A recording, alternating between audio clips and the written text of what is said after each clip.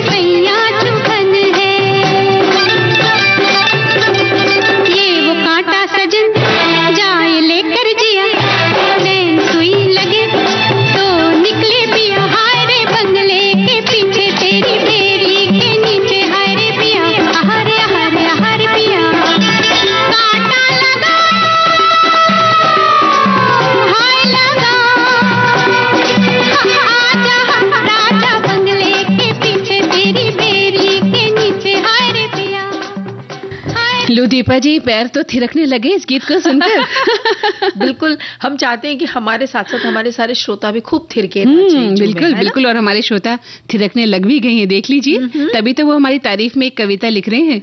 हाँ, देखिए उन्होंने लिखा है, सन्नाटा छा जाता है गली गली में जब 3 बजे आता है प्रोग्राम सखी सहेली। सखियां ही नहीं सखा भी सुनते हैं प्रोग्राम सखी सहेली। हर रोज नया नया सीखने को मिलता है, नई नई बातें बताती है सखी सहेली। आगे लिखते हैं कि कभी सिनेमा तो कभी खेल की बातें करती हैं, अच्छी अच्छी रेसिपी बताती हैं सखी सहेली। हंसी हंसी में नोक झोंक करती हैं, सबके मन को भाती हैं ये सखी सहेली। और मनोरंजन के साथ साथ नॉलेज हमारा बढ़ाती और काम की बातें बताती हैं ये सखी सहेली।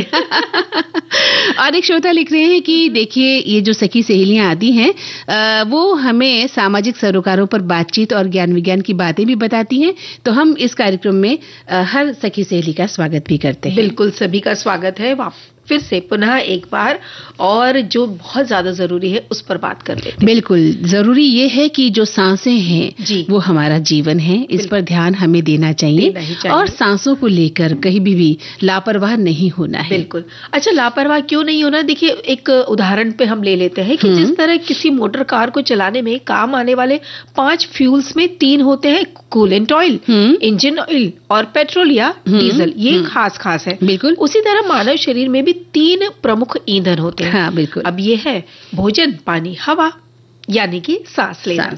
अब कोई भी गाड़ी कूलेंट ऑयल और इंजन ऑयल की कमी के बगैर चल सकती है, मगर पेट्रोल या डीजल अगर खत्म हो जाए तो गाड़ी वहीं खड़ी हो जाएगी, है? बिल्कुल बिल्कुल। तो ठीक उसी तरह जो मानव का शरीर है, भोजन और पानी के बगैर तो एक सीमा तक रह सकता है, हाँ? लेकिन श्वास के बगैर चंद पल भी वो जी नहीं सकता। बिल्कुल नहीं जी सकता, और इन्हीं सांसों की महत्ता को हम थोड़ा सा कम आंकते हैं, है ना? बात बिल्कुल सही कही ना। और भूल भी जाते हैं कई बार कि भाई हमें काम जब बहुत ज्यादा होता है ना, खास तौर पे रसोई में, बिल्कुल ध्यान में नहीं रहता कि हमने सांस ली है या नहीं ली है। और जब ध्यान करो तो ऐसा लगता है अरे हम सांस लेना भी भूल गए।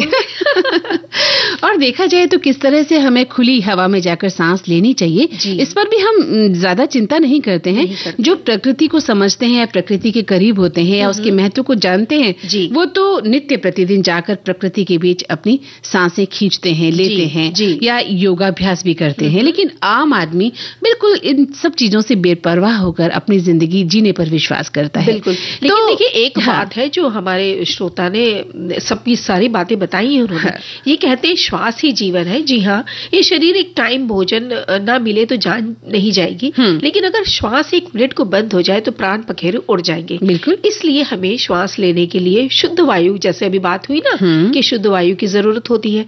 आज के युग में पर्यावरण की शुद्धता एक बड़ी समस्या हो गई है, जिसके हम सब भी जिम्मेदार हैं, और हम तमाम कल कारखानों से निकलते हुए धुएं और कचरे को कम करने में कोई ठोस कदम नहीं उठा रहे हैं। बिल्कुल। जिससे हमारी हवा दूषित हो रही है, और ये हवा दूषित कर रही है सारे जो रसायन हानिकारक गैस निकल रहे हैं वो भी।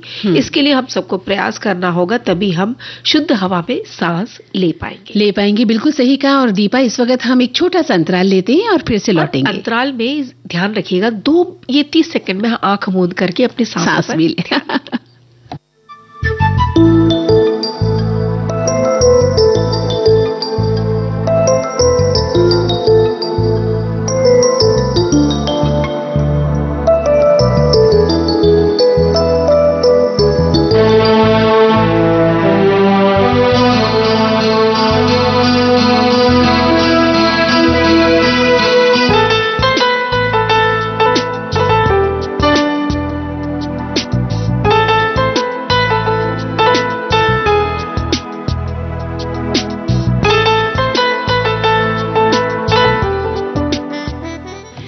चलिए, तो इस अंतराल के बाद हम लौटते हैं और उम्मीद करते हैं कि हमारे श्रोताओं ने एक लंबी सांस खींची होगी और उन्हें अच्छा भी लगा होगा। बिल्कुल।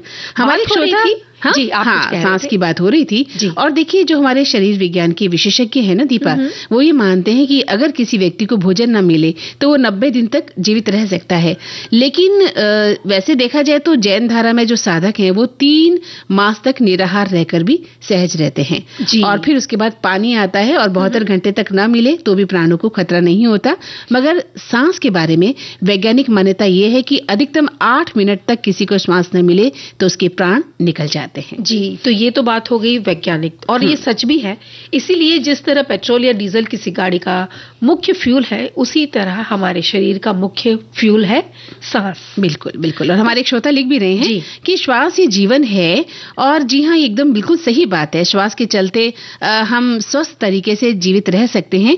फिर कहावत भी है कि सांस गई तो आस गई। लेकिन बढ़ते प्रदूषण और अति जनसंख्या वृद्धि के चलते हवा में भी जहर घुल गया है। फिर ऐसे में भला स्वस्थ सांस हम कैसे ले सकती हैं? लोग बाग प्रदूषण से बचने के लिए पहाड़ों पर भाग रहे हैं और समर्थ देशों में तो माउंटेन एयर के बाटल भी पानी के बाटलों की तरह बिक रहे हैं, जो बॉटल्स हैं, क्योंकि हवा के साथ ही साथ पानी में भी शुद्ध ऑक्सीजन घुली हुई है जो हमारे सांस के लिए बहुत महत्वपूर्ण होती है। बिल्कुल।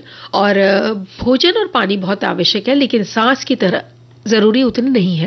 तभी तो जो योगी होते हैं वो दीर्घ काल तक केवल सांस को साध कर स्वस्थ, सुखी और शांत जीवन जी लेते हैं। बिल्कुल, कहते हैं कि ईश्वर ने जब प्राणी मात्र को निश्चित मात्रा में श्वास बख्शी है, और ये जो श्वास है वो अपनी शीघ्र जब आदमी खर्च कर देता है तो कहते हैं कि उसकी अल्पायु आ जाती है।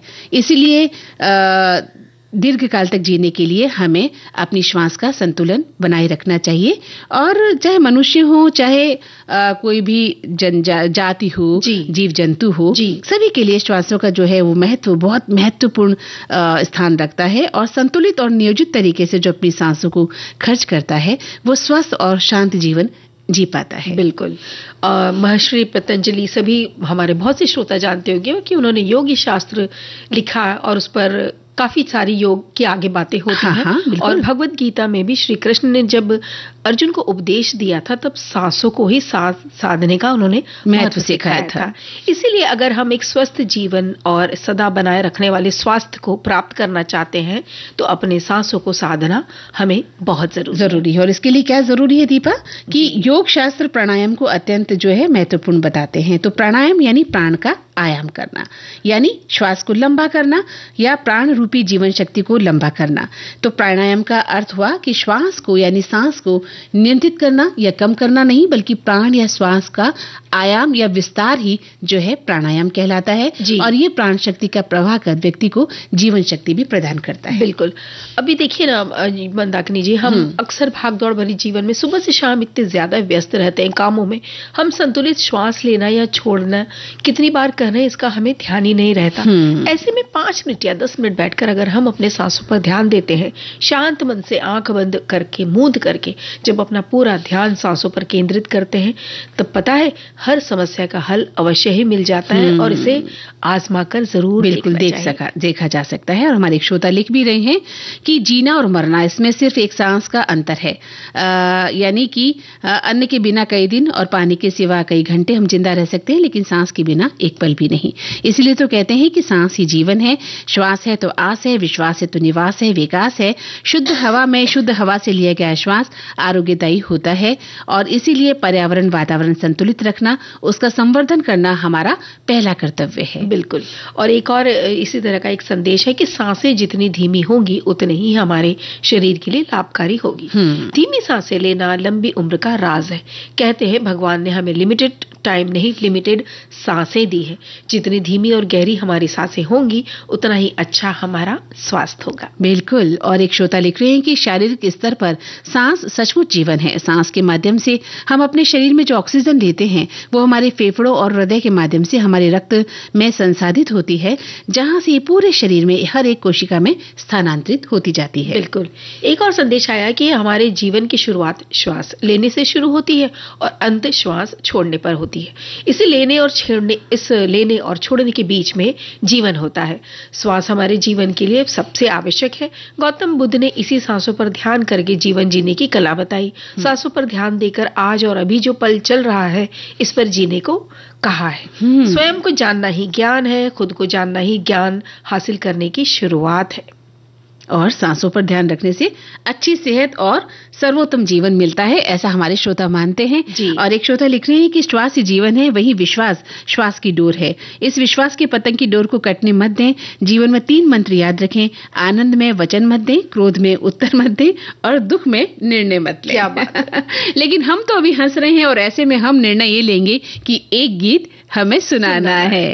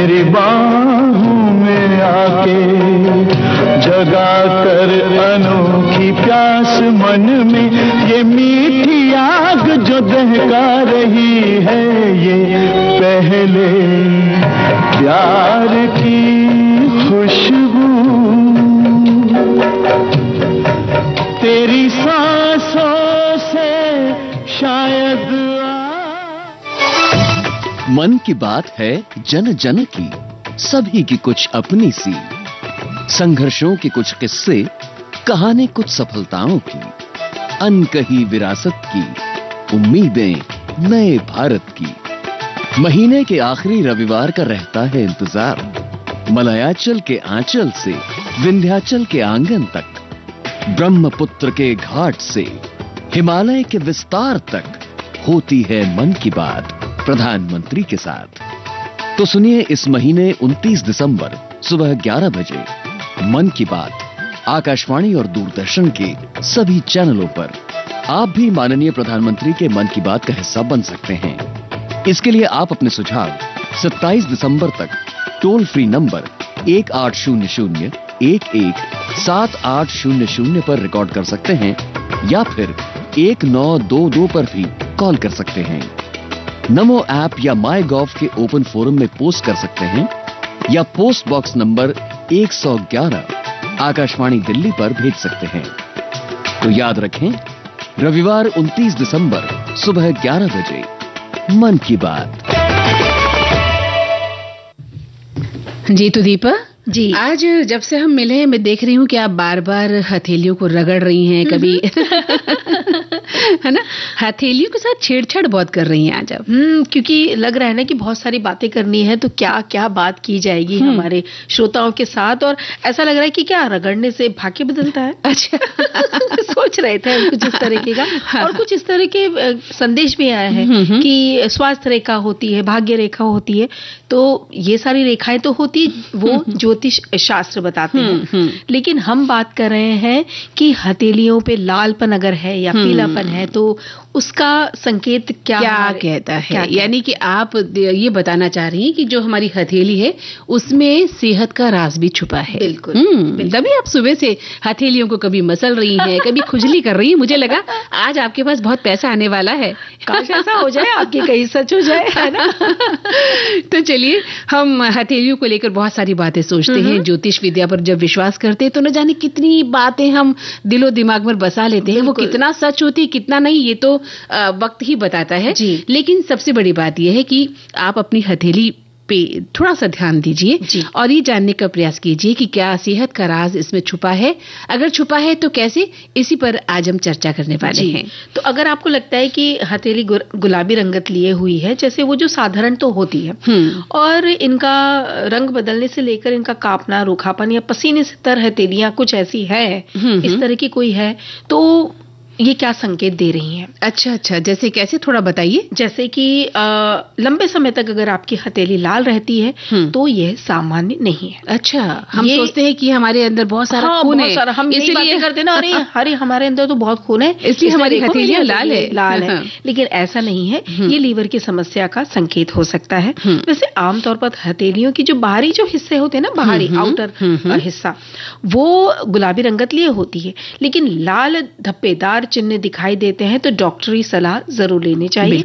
इस तरह के निशान जब 50 से ऊपर अगर उम्र हो जाती है तो अधिकतर दिखाई देते हैं, क्योंकि उस वक्त हार्मोन में संतुलन की गड़बड़ी ये कारण हो सकता है। गर्भवती स्त्रियों में रक्त संचार बढ़ने के कारण हथेलियों में लालपन आता है, वो सामान्य है। लेकिन अगर चट्टे से अगर आ रहे हैं ना, चकत्ते से हो जाते हैं, तो डॉक्टर की सलाह लेना बहुत जरूरी है। और इस वक्त आप मेरी सलाह मानिए, एक अंतराल लेना भी हमें बहुत जरूरी है जी। और ये साथ में सांस गहरी लेना और छोड़ना, और देखना कि क्या फर्क आता है। सांस लेनी है गहरी और छोड़नी है गहरी।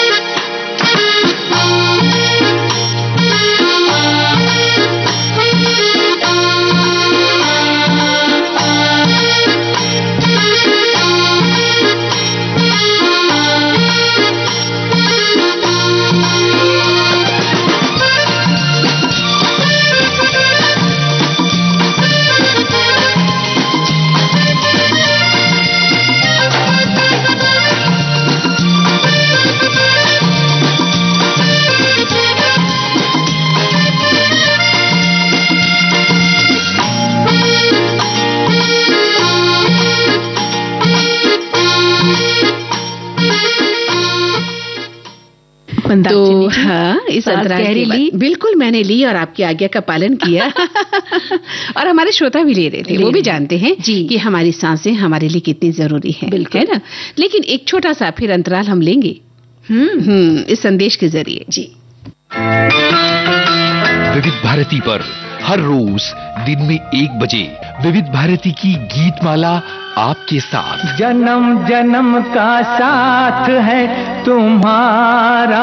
इस कार्यक्रम में हर पायदान पर होगी आपकी भागीदारी। हम और तुम, तो हम और आप पिरोएंगे गीतों की इस माला के मोती साथ साथ। हम साथ हैं। जुड़े रहिए हमारे साथ विविध भारती के फेसबुक पेज पर। विविध भारती की गीत माला हर रोज दिन में 1 बजे। विविध भारती, आपका जीवन संगीत। हाय हाय। जी हाँ, तो अब हम बात कर रहे थे हथेलियों पर कि हथेली में अत्यधिक लालिमा होना या पीलापन होना या पसीना आना क्यों कर हमारे लिए नुकसानदायक है, इस पर हम बात कर रहे हैं। तो पीलापन अगर है, लगते हैं किसी की हथेली पीली पीली सी रहती है, तो पीला होना लीवर की किसी बीमारी का संकेत हो सकता है। जैसे लीवर कमजोर होना, उसमें इन्फेक्शन होना, या फिर पीलिया में नहीं हम देखते हैं कि हथेली कैसे पीली हो जाती है। बिल्कुल बिल्कुल। और ऐसे लोग दीपा अक्सर थकान या कमजोरी महसूस करते हैं, उनकी पाचन शक्ति भी कमजोर हो जाती है, और ऐसे लोगों को अपने खान पान का विशेष रूप से ध्यान रखना चाहिए। और यदि हथेली आपकी सफेद है तो ये शरीर में खून की कमी का भी संकेत देता है। बिल्कुल बिल्कुल। और कई बार देखा होगा आपने, हमारे हाथों में बहुत पसीना आता है, बहुत हम परेशान हो जाते हैं। बिल्कुल। तो ये जो पसीना आना है ना, ये बहुत तनाव अगर आप स्ट्रेस्ड में है, और ओवर एक्टिव थायराइड का भी संकेत हो सकता है। जी, तो हृदय रोग या डायबिटीज या अवसाद जैसी बीमारियों का भी ये लक्षण हो सकता है। तो जब ऐसा हो रहा हो तो आपको तुरंत डॉक्टर को दिखाना है। बिल्कुल सही कहा। और अगर हथेलियों में रूखापन है तो सर्दियों में अगर इन दिनों हम देखें तो एक सामान्य बात है, पर लगातार अगर हमारी त्वचा सूखी रहती है, रूखी रहती है, तो इसका कारण शरीर में पानी की कमी भी हो सकता है और एस्ट्रोजन हार्मोन की कमी भी हो सकती है। तो पानी की कमी में आपको क्या करना है, पर्याप्त मात्रा में पानी पीना है। हथेलियों को नरम और हाइड्रेटेड रखने के लिए मॉइस्चराइजर क्रीम का भी प्रयोग करना है। साथ ही कोई तेल भी लगा सकते हैं, जैसे सरसों का है, नारियल का है, ऑलिव ऑयल है, या आहार में बीज वाली सब्जियां खाएं, और सूखे मेवों का इस्तेमाल भी कर सकते हैं, किया जा सकता है। अच्छा, नाखून अगर कमजोर होते हैं, हथेली है तो भाई उसमें उंगलियां हैं, उसमें नाखून भी है, तो टूटे हुए से रहते हैं, तो हो सकता है कि शरीर में जिंक की कमी हो। तो अपने खाने में तिल या मूंगफली या नट्स जैसे सूखे मेवे की बात हो रही है, तो इन चीजों को हम शामिल करके जो जिंक मिनरल एलिमेंट है, इसकी हम कमी दूर कर सकते हैं। लेकिन पहले आप अपने चिकित्सक को भी इस मामले में भी जरूर दिखा लीजिए। बिल्कुल बिल्कुल सही कहा आपने। और हाथों में कपकपाहट भी कई बार होता है, और बिना कारण हमारे हाथ हिलते भी रहते हैं, तो ये भी एक थोड़ा गंभीर चिंता का विषय है, क्योंकि ये मस्तिष्क में मौजूद विटल नर्व सेल को नष्ट होने का संकेत माना जाता है, जिसकी वजह से मस्तिष्क को पूरी तरह से संकेत नहीं पहुंच पाता, और शुरुआत में ये तंत्रिका कोशिका को प्रभावित करता है, बाद में शरीर की हर गतिविधि को अपनी जकड़न में भी ले लेता है। जी, ज्यादातर लगातार तनाव में रहना इसका कारण हो सकता है, लेकिन इन लक्षणों की गंभीरता को समझने के लिए हमें डॉक्टर के पास जरूर जाना चाहिए, और साथ ही अपनी हथेलियों को साफ सुथरा भी रखना चाहिए। साफ सुथरी स्वच्छ हथेली जो होती है बहुत सी बीमारियों से आपको बचाती है। जैसा कि हम बच्चों को कई बार कहते हैं कि बेटा खाना खाने बैठे हो तो हाथ धो के आइए, है ना, हाथ धोना। और खास तौर पे जो हमारी सहेलियां हैं, सखियां हैं, आटा अगर आप गूंथ रही है तो अच्छे से आपकी हथेली साफ धुली होनी चाहिए, साफ है, इसका बिल्कुल ध्यान रखना चाहिए। ना सिर्फ आटा गूंदना, कोई भी काम आप कर रही हैं, बच्चों को आप खाना खिला रही हैं तो अपनी हथेलियों को अच्छे से धोएं, बच्चों को हाथ धुलाना सिखाएं, शौचालय गए हैं तो उसके बाद अच्छे से हाथ धोना सीखें। कहीं भी आपका हाथ लग सकता है जिसका हमें पता नहीं होता, और वही हाथ हमारे मुंह तक जाता है और फिर न जाने कितनी बीमारियों का कारण बन जाता है। तो हमारे एक श्रोता भी लिख रहे हैं दीपा कि सेहत का राज हथेली में। अरे भाई, ये हिंदुस्तान है, यहाँ पर हथेली देखकर आपकी सेहत और भविष्य सब कुछ बताने वाले हर और मिल जाएंगे। क्या ऐसा है? हम नहीं मानते हैं। बहुत लोग हैं जो जीवन रेखा, भाग्य रेखा, विवाह रेखा, संतान रेखा सब मानते हैं कि इसी हथेली में है, जो समय समय पर बदलते रहते हैं, और आदमी का भविष्य भी उसी के अनुरूप बनता बिगड़ता है। रही सेहत की बात, तो आप शरीर से स्वस्थ हैं तो मात्र हथेलियों से हम बहुत सुंदर नहीं दिखेंगे। कुछ खास मौके पर हथेलियों की सुंदरता देखी जाती है, हमेशा नहीं। ये हमारे अपने विचार हैं, कोई सार्वजनिक दस्तावेज नहीं। जी बिल्कुल, ये आपके विचार हैं, ये आपने बताया और आपके विचार का हम स्वागत करते हैं। जी, एक संदेश आया है कि हथेली में समृद्धि ही नहीं बल्कि सेहत भी छिपी होती है। जी हाँ, इसकी भी एक रेखा होती है जिसे स्वास्थ्य रेखा के नाम से जानते हैं। ये रेखा किसी भी स्थान से निकल सकती है। इसका अंत बुध पर्वत पर होता है। मान्यता है कि ये रेखा जितनी सुस्पष्ट दिखाई देगी, व्यक्ति का स्वास्थ्य उतना ही उत्तम होगा। रेखा अगर कटी फटी या लहरदार होती है तो सेहत प्रतिकूल होती है। लेकिन हमें तो लगता है कि भाई अगर आप प्राणायाम वगैरह कर रहे हैं, व्यायाम कर रहे हैं तो हमारी सेहत अच्छी हो सकती है। आपके भीतर जो रेखा है जी उसे साफ और स्पष्ट बना के रखना बहुत जरूरी है। जो वैचारिक रेखा है हमारी, जो विचार दृष्टि है, वो बहुत ही साफ सुथरी होनी चाहिए, बहुत सटीक होनी चाहिए कि हमें योग और प्राणायाम करना है और अपने जीवन को स्वस्थ बनाना है। इसके अलावा एक श्रोता लिख रहे हैं कि हथेलियों का बदलता रंग आपकी तबीयत के नासाज होने का संकेत देता है। रक्त प्रवाह पर असर, कमजोर प्रतिरोधक क्षमता, लीवर से जुड़ी कई बीमारियां आप जान सकते हैं। हालांकि जो बदलाव आप बता रहे हैं वे महज संकेत हैं जिनकी पुष्टि डॉक्टर से ही करवाई जानी चाहिए। बिल्कुल सही कहा। और अब सोच रही हैं आप? कुछ नहीं, यही कि हमारे श्रोता एक गीत का इंतजार भी कर रहे हैं। हम भी कर रहे हैं।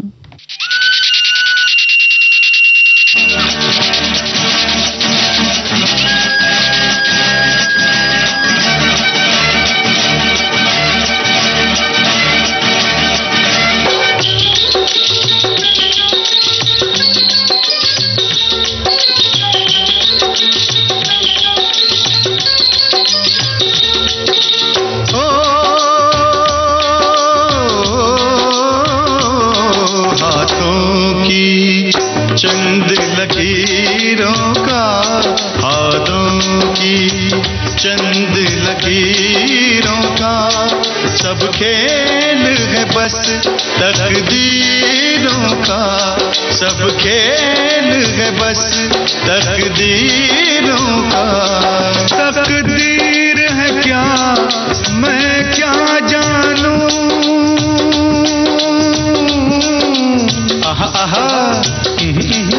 तकदीर है क्या मैं क्या जानूं, तकदीर है क्या मैं क्या जानूं, मैं आशिक हूँ तदबीरों का, मैं आशिक हूँ तदबीरों का।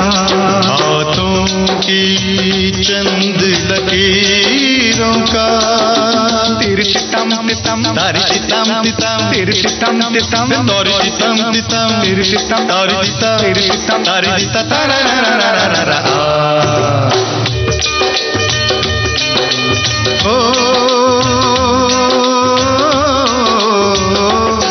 अपनी तकदीर से कौन लड़े, पनघट पे प्यासे लोग खड़े, अपनी तकदीर से कौन लड़े, पनघट पे प्यासे लोग खड़े। ओ मुझको करने हैं काम बड़े, ओ यारा काम बड़े, ओ लाले काम बड़े, है शौक तुझे तकरीरों का, है शौक तुझे तकरीरों का, मैं आशिक हूँ तदबीरों का। हाथों की चंद लकीरों का।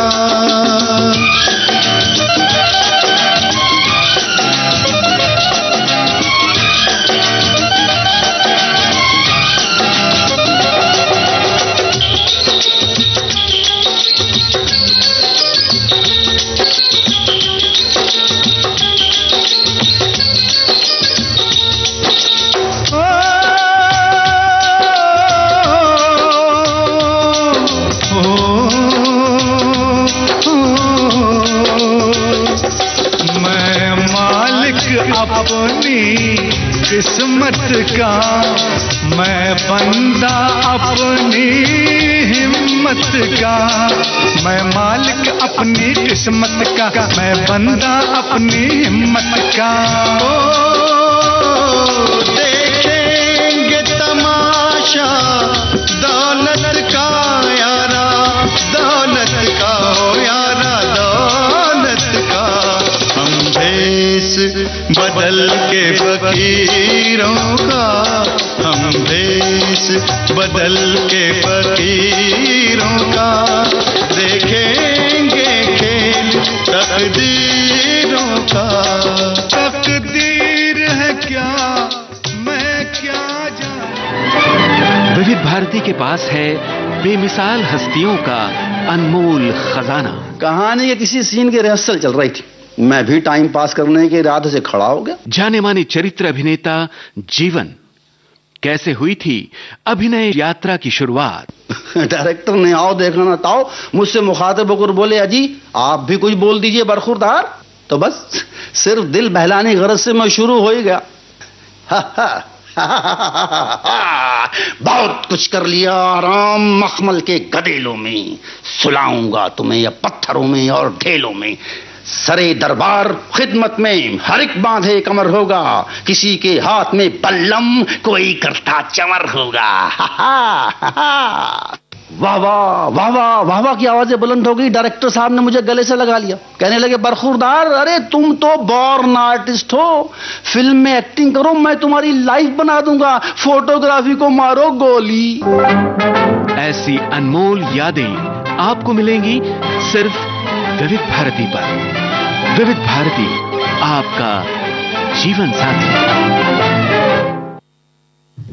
तो दीपा, इन दिनों विवाह का मौसम चल रहा है, और कोई भी मौसम चल रहा हो, अगर विवाह आपने कर लिया है तो फिर विवाह का पंजीकरण कराना भी बहुत जरूरी हो गया है। बिल्कुल, आज के दौर में बहुत जरूरी हो गया। अगर आपको बाहर जाना है या वीजा निकलवाना है या विवाह की पुष्टि भी कभी कभी मांगी जाती, कभी कभी प्रॉपर्टी या विरासत की कुछ ऐसी बात होती है तो वहां पे भी जरूरत होती है। बिल्कुल। तो बहुत अच्छा एक संदेश आया है।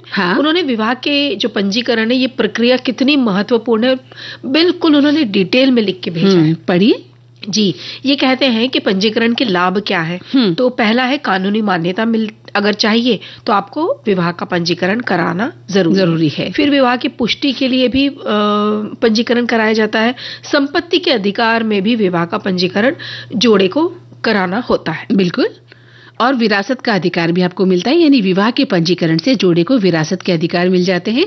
और सबसे बड़ी बात कि बैंक और वित्तीय सेवाओं में लाभ, तो विवाह के पंजीकरण से जोड़े को बैंक और वित्तीय सेवाओं में लाभ मिल जाता है। बिल्कुल। आप विदेश यात्रा करना चाहते हैं तो विवाह के पंजीकरण से आपको विदेश यात्रा में भी लाभ मिलता है, और आधार कार्ड और पैन कार्ड में भी आपको लाभ मिलता है, क्योंकि ये भी बहुत जरूरी हो गया है आजकल आधार कार्ड और पैन कार्ड का होना। तो आपको विवाह का पंजीकरण समय रहते करवा लेना चाहिए। बिल्कुल। और विवाह के पंजीकरण के बाद सरकारी योजनाओं के लाभ अगर आप चाहते हैं तब भी जरूरी है। फिर बच्चों के जन्म प्रमाण पत्र में भी इसका लाभ है। बिल्कुल बिल्कुल। तो जैसे ही आपको लगता है कि आपके घर में बच्चा आया है तो उसका भी जन्म प्रमाण पत्र आप बनाने का प्रयास जितना जल्दी हो सकता है कर लीजिए, और साथ ही अपनी विवाह का पंजीकरण करवाना न भूले। इसके अलावा कहना नहीं चाहिए, लेकिन एक जीवन का सच्चा ये भी एक दूसरा पक्ष है कि तलाक, जहां पर विवाहित जोड़े कभी तलाक की स्थिति में आते हैं, वहां पर भी इसमें आपको सहायता मिलती है। इसलिए आपको विवाह का पंजीकरण कराना बहुत जरूरी है। तो इसमें आपको आवश्यक जो दस्तावेज चाहिए वो हैं विवाह का प्रमाण पत्र, जन्म प्रमाण पत्र, आधार कार्ड, पैन कार्ड और आपका पता, जो आप जहां रहते हैं वहां का पता होना बहुत जरूरी है। जी। अब पंजीकरण के लिए आवेदन कैसे कर सकते हैं? तो सारे जो दस्तावेज है वो इकट्ठे कर लिए, उसके बाद आप पंजीकरण के लिए जो आवेदन पत्र है उसे भरिए, और जो जितने भी आवश्यक दस्तावेज है उसे जमा कीजिए। बिल्कुल। और विवाह के जो उसका शुल्क है उसका भी आपको भुगतान करना है। तो विवाह के पंजीकरण के लिए शुल्क है राज्य सरकार द्वारा निर्धारित किया जाता है। आप उसका ध्यान रखें। विवाह के पंजीकरण के लिए समय आप राज्य सरकार द्वारा निर्धारित भी किया जाता है कि कौन सा समय आपको मिल रहा है जब आप ऑनलाइन है या जिस भी ऑफिस में आप गई हैं कार्यालय में, प्रत्यक्ष रूप से अगर आप जा रहे हैं जब जाती हैं तो उसके लिए आपको एक समय दिया जाएगा। और इस प्रकार से आप अपना विवाह का प्रमाण पत्र हासिल कर सकते हैं। ये हमारे श्रोता ने बहुत ही विस्तृत रूप में अच्छा संदेश भेजा है। और एक और है कि विवाह का पंजीकरण का प्रमाण पत्र आधिकारिक उद्देश्यों के लिए उपयोगी होता है। जहां पति पत्नी में से किसी एक को यह घोषित करना होता है कि वे विवाहित है, तो उदाहरण के लिए जीवन साथी वीजा या संयुक्त चिकित्सा बीमा के लिए भी आप आवेदन कर सकते हैं। तो आपको कुछ भी नहीं भूलना है, विवाह का पंजीकरण यथा समय करवा लेना है। बिल्कुल। मैं ना भूलूंगा,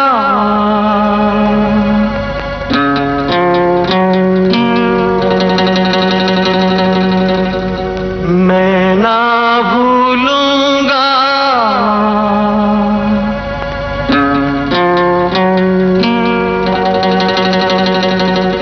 इन रस्मों को, इन कस्मों को, इन रिश्ते नातों को मैं ना भूलूंगा,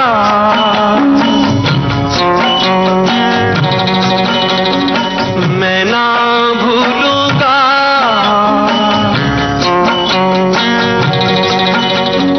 इन रस्मों को, इन कस्मों को, इन रिश्ते नातों को मैं ना भूलूंगा,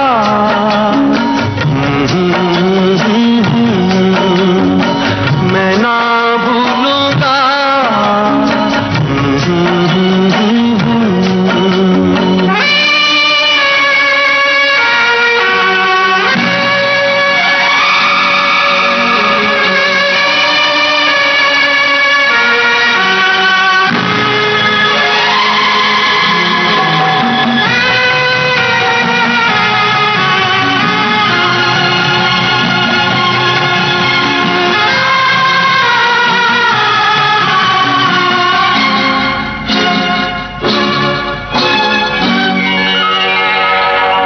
समय की धारा में, समय की धारा में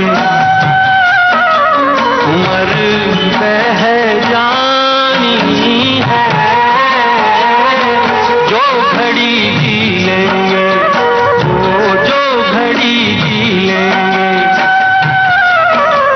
वही रह जानी है।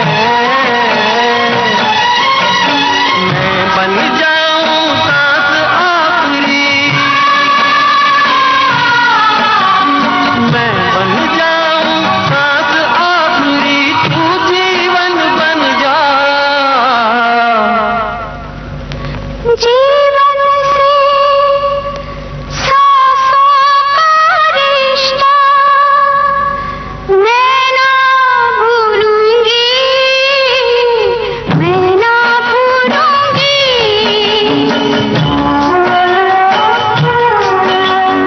मैं ना भूलूंगी, मैं ना भूलूंगा। ओ हो आवाज की दुनिया का फरिश्ता मोहम्मद रफी, ऐसे नगमे जो दिल की गहराइयों में गूंजते हैं। वो जब याद आए, बहुत याद आए। मोहम्मद रफी की जन्मशती पर हमारा विशेष कार्यक्रम हाँ तुम मुझे यूं भुला न पाओ, उजाले उनकी यादों के, रविवार 15 दिसंबर शाम 4 बजे सिर्फ विविध भारती पर।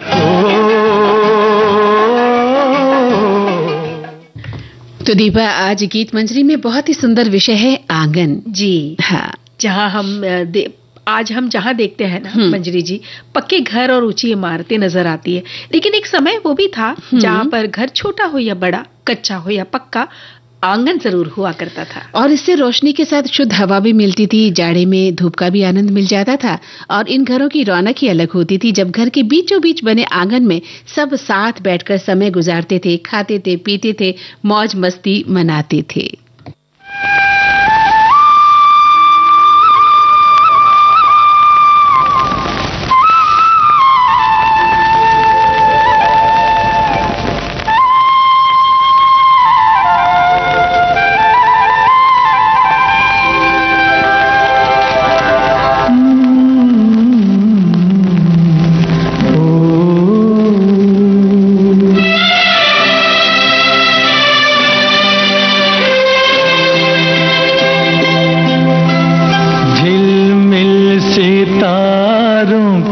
आंगन होगा, रिम झिम बरसता सावन होगा, झिलमिल आंगन होगा, रिमझिम बरसता सावन होगा। ऐसा सुंदर सपना अपना जीवन होगा। झिलमिल सितारों का आंगन होगा, रिमझिम बरसता सावन होगा। ऐसा सुंदर सपना अपना जीवन होगा।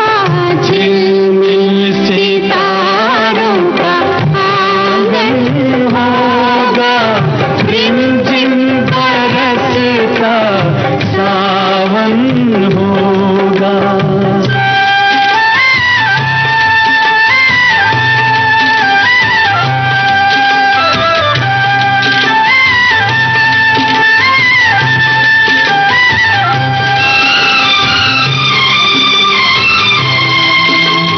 प्रेम की गली में एक छोटा सा घर बनाएंगे, प्रेम की गली में, ओ,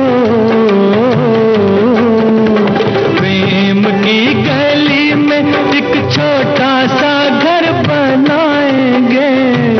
गलियां ना मिले ना सही, कांटों से सजाएंगे, बगिया से सुंदर वो बन होगा। रिमझिम बरसता सावन होगा। झिलमिल सितारों का आंगन होगा। जी हाँ, कोई भी अवसर हो सारे आयोजन घर के आंगन में ही होते थे। जैसे शादी ब्याह की सारी रस्में, पूजा पाठ वगैरह घर में आंगन था, आंगन में आसमान था, सूरज चांद और सितारे थे, धरती के साथ हवा, बादल और बारिश थी। तुलसी का बिरवा था, चहचहाती दाना चुगती गौरैया थी, लाल चोंच वाले सुग्गे थे, मैना थी, कबूतर थे, काव काव करते कौए थे, और शाम में चिंगरों का समूह गान करता था। एक कोने पर गुलहजारा के पौधे थे, आंगन सुबह शाम बुहारा जाता था।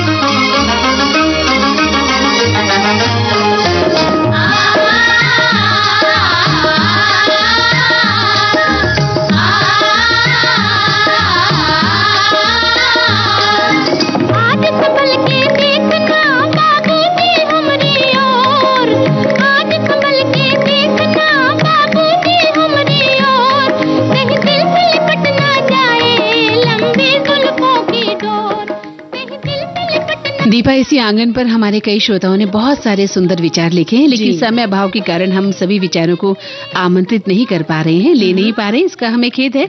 लेकिन हाँ, एक विचार हम पढ़ रहे हैं।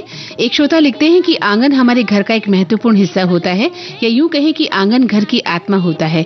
आंगन से घर की सुंदरता में निखार आता है। घर में आंगन और आंगन के बीच में अगर तुलसी का पौधा हो, जिसमें शाम को दीपक जलाकर रखें, तो घर में सुख समृद्धि स्थायी रूप से बनी रहती है।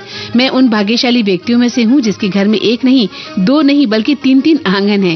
एक आंगन बाहर, एक आंगन अंदर, एक बगीचे में, और इन्हीं आंगन में बचपन बीता, बड़े हुए, और आगे का जीवन भी इन्हीं के बीच में बीतेगा। बहुत सुंदर, बहुत सुंदर, क्या बात है।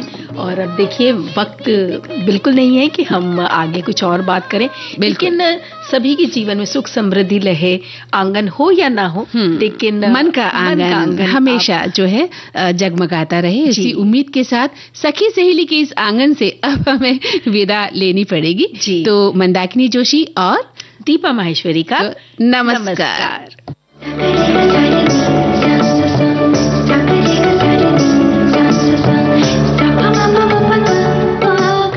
इस कार्यक्रम की प्रस्तुतकर्ता हैं अनुश्री पाठक। सखी सहेली।